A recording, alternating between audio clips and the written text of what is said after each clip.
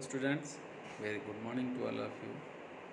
Students, welcome to our e-learning class which is organized by Modern Group of Institution, Nevada.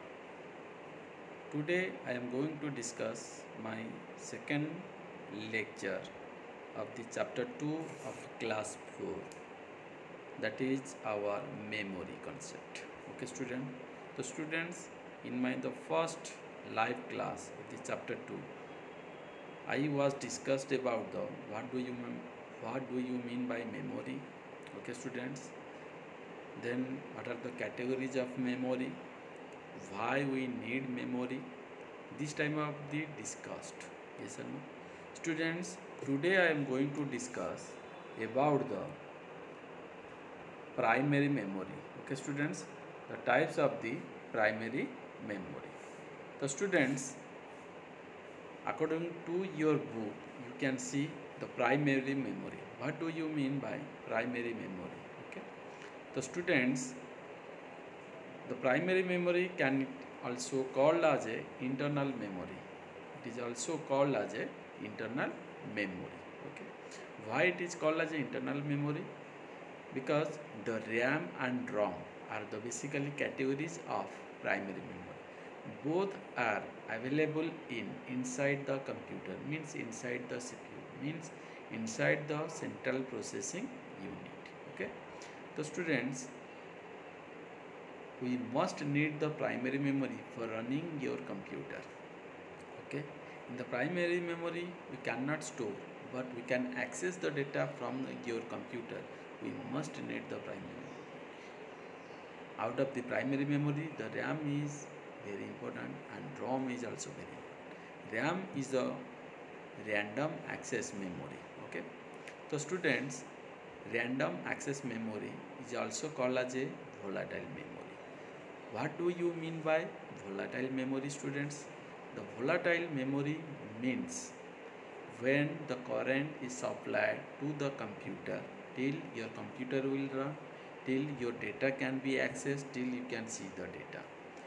Once switch off, yeah, shut down your computer, if you will not save the data in the computer, the data can be vanished, the data can be lost.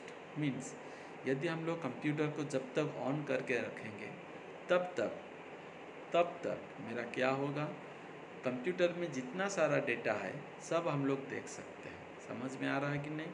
Data को use कर सकते हैं। जब computer को हम लोग shut down कर देंगे, उसका मतलब कंप्यूटर से पावर चला गया है, उसका मतलब जो भी डेटा था सब भी चला जाएगा, लॉस्ट हो जाएगा, डेटा को देख भी नहीं पाएंगे। बात समझ में आ रहा है कि नहीं?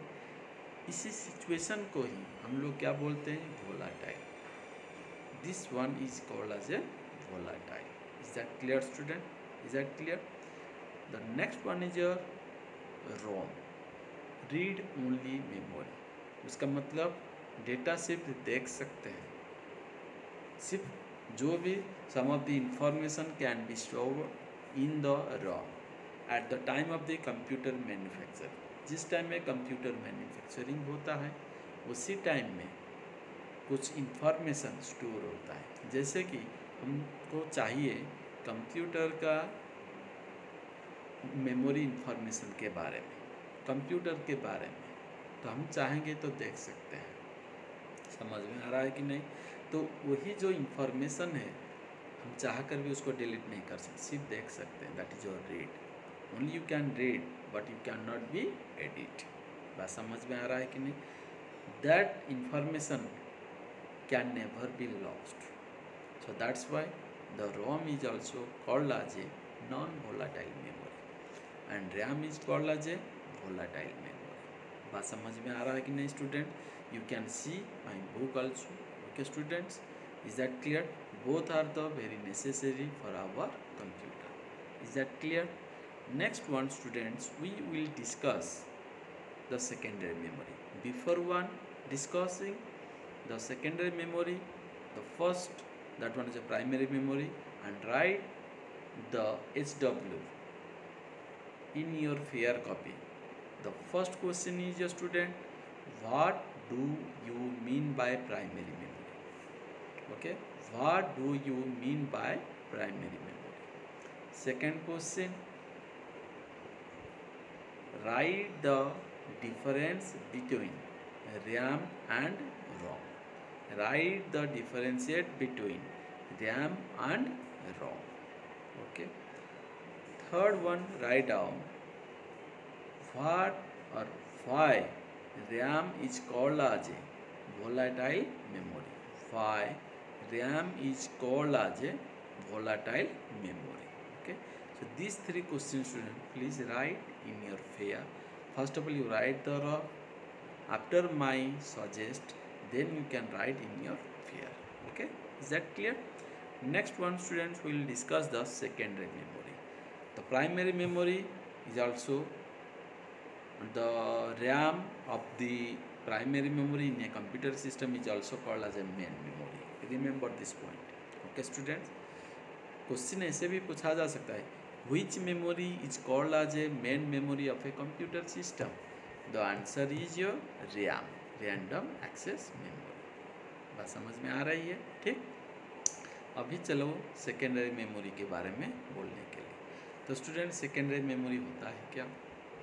Students, in the primary memory only we can access the data, but in secondary memory we can store the data for long period of time. उसका मतलब कंप्यूटर में जो भी हम लोग यूज करते हैं उसको हम लाइफ टाइम तक स्टोर करके रखना चाहते हैं। उसके लिए हम लोग को क्या ज़रूरत है? Secondary memory. For this one we need the secondary memory. बात समझ में आ रहा है मेरे प्यारे बच्चों? समझ में आ रहा है? ठीक, तो स्टूडेंट, इसीलिए हम लोग सेकेंडरी मेमोरी को यूज करते हैं। ठीक है, for store the data in a long period of A time. अभी हम लोग चलेंगे स्टूडेंट, देखो what are the examples of the secondary memory. You can see this one, students. Okay, students, there are different examples. जैसे कि according to your book it has given the hard disk, compact disk, DVD, pen drive, memory card. These are all the examples of secondary memory. तो उसमें हम लोग को पहले पढ़ना है क्या? हार्ड डिस्क पढ़ना है, हार्ड डिस्क। ठीक है, student, hard disk is a secondary memory. This is also called as a non volatile, क्योंकि एक बार ये सेव हो गया तब हम लोग का कंप्यूटर में बिजली रहे ना रहे, पावर सप्लाई हो चाहे ना हो, वो पूरा मरते दम तक सेव कर रहेगा, स्टोर होते रहेगा। बात समझ में आ रहा है कि नहीं? ठीक है, तो स्टूडेंट्स, तो हार्ड डिस्क हम लोग कंप्यूटर में यूज करते हैं। तो हार्ड डिस्क भी दो तरह का आता है आजकल, एक इंटरनल हार्ड डिस्क और एक एक्सटर्नल हार्ड डिस्क। कंप्यूटर के अंदर में भी यूज कर सकते हैं, कंप्यूटर के बाहर में भी यूज कर सकते हैं। बात समझ में आ रहा है कि नहीं? ठीक है, तो हार्ड डिस्क का capacity to large. According to your book it has written 500 GB to 5 TB। GB is your gigabyte, TB is your terabyte. समझ में आ रहा है कि नहीं? ओके स्टूडेंट्स, तो GB to TB, 500 GB to 5 TB तक कैपेसिटी है डेटा स्टोर करने के लिए। सोच सकते हैं तुम लोग कितना डेटा हम लोग उसमें स्टोर कर सकते हैं। बात समझ में आ रहा है कि नहीं आ रहा? ठीक, तो स्टूडेंट, क्वेश्चन आएगा give the examples of secondary memory. तो you write the answer, hard disk, compact disk, digital versatile disk, pen drive, memory card. These are all examples of the secondary memory. What is secondary memory? Secondary memory is the such type of memory for which we can easily store the data for a long period of a time. समझ में आ रहा है कि नहीं आ रहा है? ठीक है, तो हार्ड डिस्क के बारे में बोलें। अभी चलो कॉम्पैक्ट डिस्क के बारे में बोलेंगे। Student, compact disk means CD, जिसको हम लोग बोलते हैं CD, ये तुम लोग को जानते भी होंगे। CD का देखने में कैसे होता है? जस्ट लाइक द सर्कल, है कि नहीं? वो एक ही साइड में डेटा लेता है, ठीक है, और डेटा देता है एक ही साइड में। इंसर्ट करो CD-ROM में, तब हम लोग को डेटा वो दिखाता है। समझ में आ रहा है कि नहीं? बात समझ में आ रहा है? ठीक है, तो स्टूडेंट इसीलिए, और इसका साइज कैपेसिटी बहुत कम है, 0 to 700 MB तक इसका capacity, maximum 700 MB we can store the data. तो इसीलिए इसमें कम है, और आजकल भी कोई CDB यूज़ नहीं कर रहे हैं, क्योंकि आजकल इतना डेटा हो जाता है कि 700 से ज़्यादा भी हो जाता है। तो इसलिए आजकल भी यूज़ होता है क्या, DVD भी यूज़ होता है। DVD का फुल फॉर्म क्या हुआ, डिजिटल वर्साटाइल डिस्क। समझ में आ रहा है कि नहीं? इसमें ज़्यादा स्टोर होगा। इसका कैपेसिटी कितना है, up to 4.7 GB gigabyte, 4.7 GB तक। CD का कितना है, 700 MB तक। DVD का कितना है, 4.7 GB तक। जैसे CD देखना है उसी तरह DVD भी देखने के लिए है। एक साइड में CD लेता है, DVD भी एक साइड में लेता है, फिर भी इसका स्टोरेज कैपेसिटी ज़्यादा है, इसलिए DVD को ज़्यादा प्रीफर करते हैं आज कम्पेयर टू द CD। बात समझ में आ रहा है कि नहीं आ रहा है? ठीक है मेरे प्यारे बच्चों।